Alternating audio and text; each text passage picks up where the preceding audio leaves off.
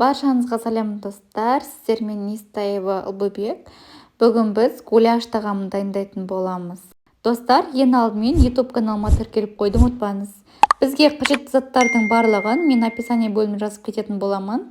Ең алдымен қызып тұрған табағымызға сұйық майымызды құйып, сұйық майымыз кішкене 1-2 минут қызғаннан кейін кубиктап туралған еттерімізді саламыз.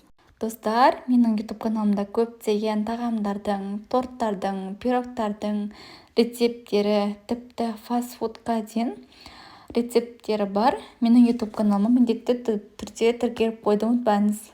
Тіпті сіз әлі де пиндоу курсын білмесеңіз, менің YouTube каналымда от-идо сабақтар түсіндірілген, қарап отырсаңыздар болады. Достар, тағамнан тыс әңгімеге қозғалғаным үшін кешірім сұраймын. Етімізді жақсылап қуырып болғаннан кейін үстіне кубиктап туралған пияздарымызды салып, қасықпен жақсылап араластырып аламыз. Одан кейін үстіне банкаға жабылған салатымызды қосамыз, немесе орнына томат қоссаңыздар да болады. Осы банкаға жабылған салатымызды қоссақ, бізге күшті дәм береді. Егер де банкаға жабылған салат болмаса, томатты пайдалана бересіздер. Одан кейін үстіне суымызды құямыз бір кесе. Біздің суымыз қайнағанша үстін жауып, жай оттыққа қойып қоямыз. Жаңағы құйған бір кесе суымыз қайнап бітейін деп жатқан кезде үстіне екінші кеседегі суымызды құямыз. Жақсылап араластырып, крышкасын жауып қоямыз. Осы екінші кеседегі суымыз қайнап таусатын кезде етіміз пісті деген сөз. Келесі кезекте етіміздің соусын дайындайтын боламыз. Ол үшін қызып тұрған сковородкамызға осылай ұнымызды салып, сәл қызарғанша қуыратын боламыз.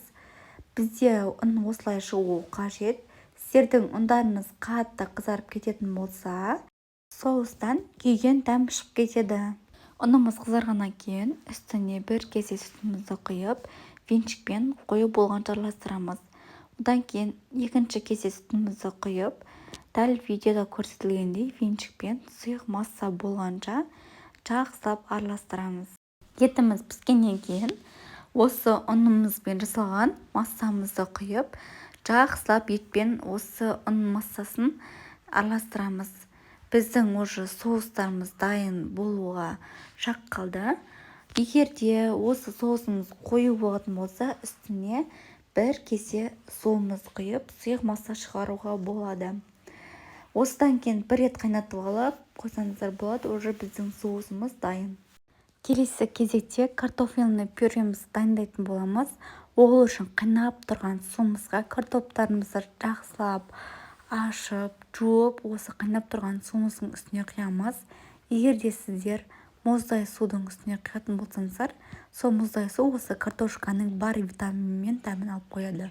Сол үшін де ыстық су болу керек. Ыстық су болса, осы картоптың дәмін өз қалпында сақтап тұрады.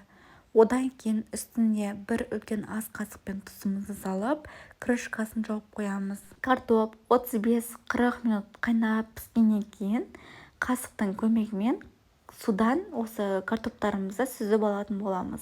Егер де сіздердің 35-40 минут ішінде картоптарыңыз піспейтін болса, тағы да шамалы қайнатасыздар. Картоп міндетті түрде жақсылап езіліп пісуі қажет. Одан соң пюре жасайтын қасығымызбен толықтай барлық картоптарды езіп аламыз.